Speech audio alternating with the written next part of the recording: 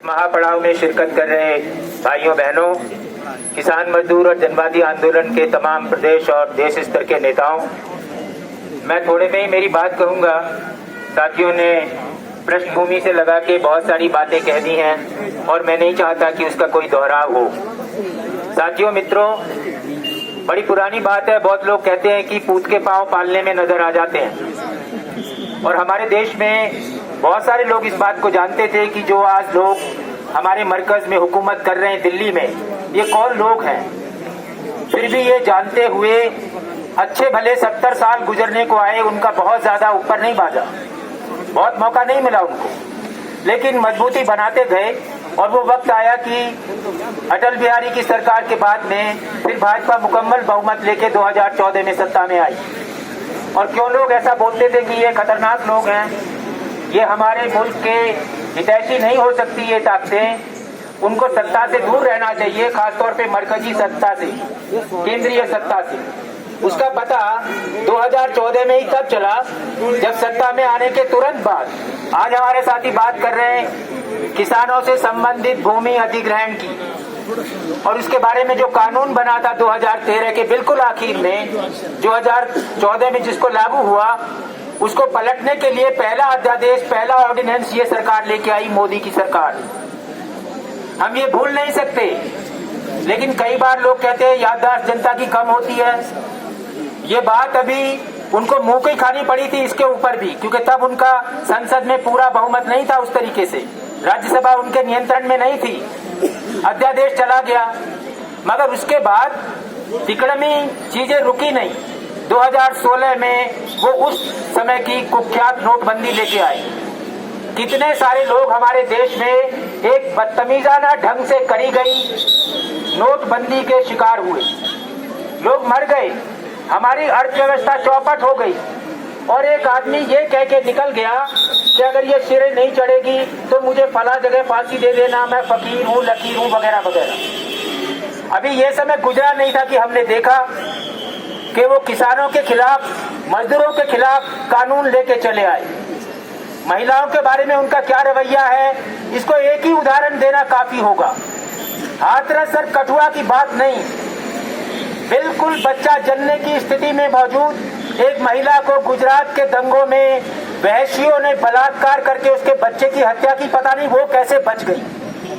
आज आपको पता है, दूसरी बार सत्ता में आने के बाद उसके कातिलों को उन्होंने रिहा कर दिया, और हमारे देश में लोगों ने उनको माला पहनाई। इस देश के भीतर आप सोचो, हमारे देश में नैतिकता, एथिक्स, ईमानदारी कौन से रसातल को चली गई है।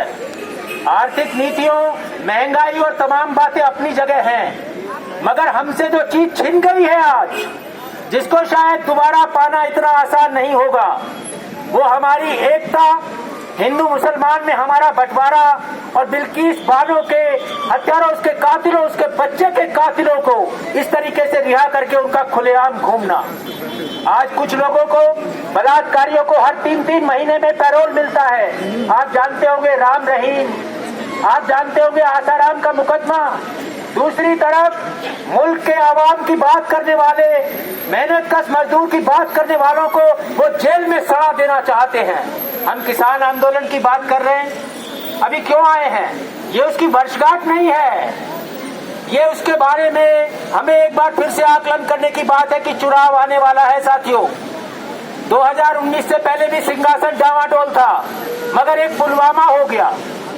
जिस दिन पुलवामा हुआ उस दिन हमारा टूरिस्ट प्रधानमंत्री किसी बाहर हमारे जिम कॉर्बेट पार्क में वो शिकारियों के जैसे कपड़े पहन के कैमरा लेके अपना फोटो शूट करवा रहा था। वो विश्व गुरु बोलते हैं अपने आप को, चप्पे चप्पे की खबर और सर्विलांस है। लोग कहते हैं 3 घंटे तक उनको पता नहीं चला क्या हुआ वहां पे, आज तक नहीं पता है। 5 साल होने को आ गए, 10 छमाइयां होती है, इनमें से 9 चली गई, आखिरी बाकी है। लोग तो कह रहे थे चुनाव भी शायद जल्दी करा लेंगे, मगर अभी लगता नहीं। अपने समय पर ही अगर चुनाव होंगे तो 6 महीने का अरसा ही बाकी है। वो तो उसकी मुकम्मल तैयारी कर रहे हैं। अभी किसी को पता नहीं पुलवामा में क्या हुआ था, और जो हुआ था वो कैसे हुआ था, इसकी कोई रिपोर्ट नहीं, इसकी कोई जांच अभी लोगों के सामने नहीं है। इस दौरान न सिर्फ किसानों के मजदूरों के खिलाफ कानून लेके चले आए, बल्कि कोरोना में हमने देखा कि कितनी मुस्तैद उनकी तैयारी थी। ट्रंप का यहाँ पे इस्तकबाल करने वाला, उसको अपना भाई बताने वाला, उसको अपना दोस्त कहने वाला, आज अमेरिका से कैसी यारी काटी है। हम यहाँ पे गुरु साहब के घर के बाहर अपना आंदोलन कर रहे हैं। किसी गुरु ने ही कहा है, जो लड़े दीन के हेत सूरा सोई, पुरजा पुरजा कट मरे जो कबहू न छाड़े खेत सूरा सोई। अभी ये देखो किसके साथ में लड़ रहे हैं। इजराइल और फिलिस्तीन का जिक्र किया अभी साथियों ने। किसके साथ खड़ी है मोदी सरकार? क्या मैसेज देना चाहती है? हमारे देश में गरीब गुरबा का, अकलियत का वो चमड़ी उधड़वाते हैं, लोग दीवार की तरफ उनका मुंह करवा के कोड़े लगाते हैं सरेआम, और फिर एक बेशर्म आदमी कुंभ के मेले में 5 लोगों को छांट के गंगा जल से उनके पैर धोता है। ये हो रहा है इस देश के भीतर।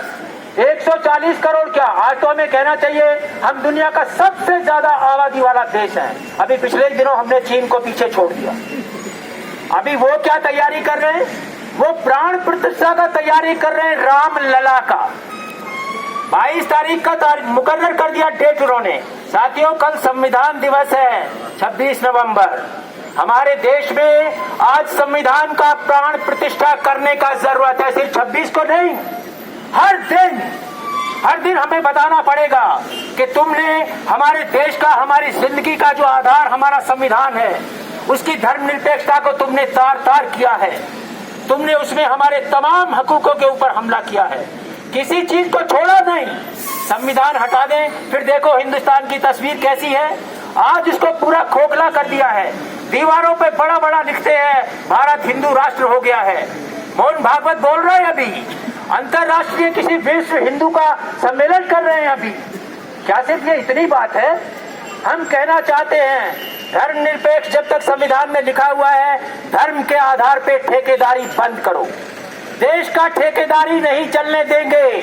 तुमने जो देश का ठेका ले लिया है, अनायास ही हमारे देश की अनपढ़, कम पढ़ी हुई, भोली भाली जनता को मूर्ख बना के हर दफे इसी नाम पे, ये ज्यादा चलने वाला नहीं है। आज लोग इस बात को समझ गए हैं, इसलिए वो फिर से मंदिर की तैयारी कर रहे हैं। बहुत लोग जानकार कह रहे हैं कि कुछ बड़ा कर सकते हैं, फिर से कोई पुलवामा नहीं तो कोई दूसरा दंगा फसाद करा सकते हैं। मुकम्मल बात है। किसान आंदोलन ने ही बताया था कि वो कहते थे ये मजबूत नेता है। मतलब कौन? कि वो किसी की बात मानता नहीं है। कैसी अजीब बात है। मजबूत आदमी इसको कहते हैं, ऐसे आदमी को कहते हैं हठधर्मी, ऐसे आदमी को कहते हैं जिद्दी। और जिद्दी और हठधर्मी कभी अच्छा आदमी होता है? नहीं, ये मजबूत आदमी नहीं होता। उन्होंने बहुत जगह पे नाक रगड़ी है। किसान आंदोलन ने भी रगड़वाई थी। नोटबंदी भी आज तक साबित नहीं करवा पाए कि वो सही साबित हुई। बेड़ा गर्क किया उन्होंने मुल्क का। तमाम कानूनों में फेरबदल कर दिया है। आपके क्रिमिनल, आपराधिक हमारे कानून के अंदर भी फेरबदल हो गया। आपके पास कुछ नहीं है, सब कुछ आज उनकी मुट्ठी में है। देश को यही बनाना चाहते हैं, एक नेता, एक देश, एक चुनाव, बस। ये तैयारी में हमें पलीता लगाना है साथियों। ये बम की इसके पहले तैयार करके दूसरी तरफ ले जाए।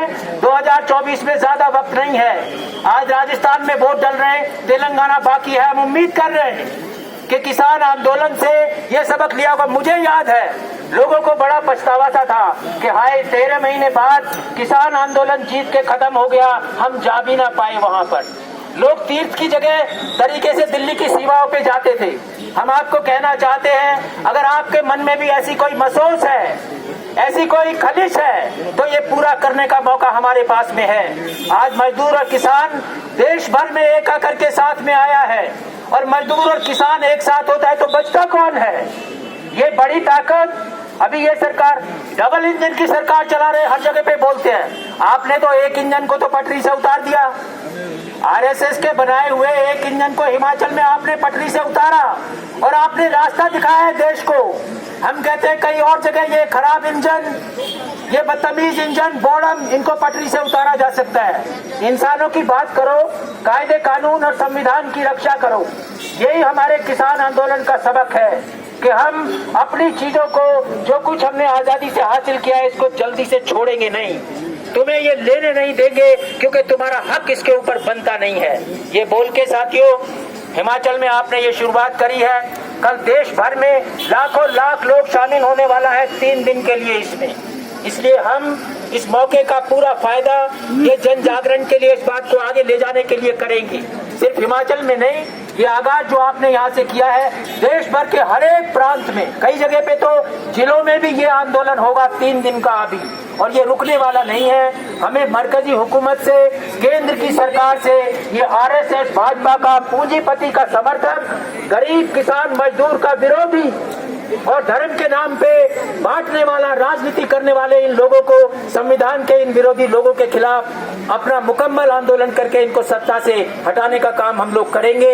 इतना बोल के मैं मेरा बात खत्म करूंगा। आपने मुझे मौका दिया, तहे दिल से आपका शुक्रिया अदा करता हूं। इंकलाब जिंदाबाद।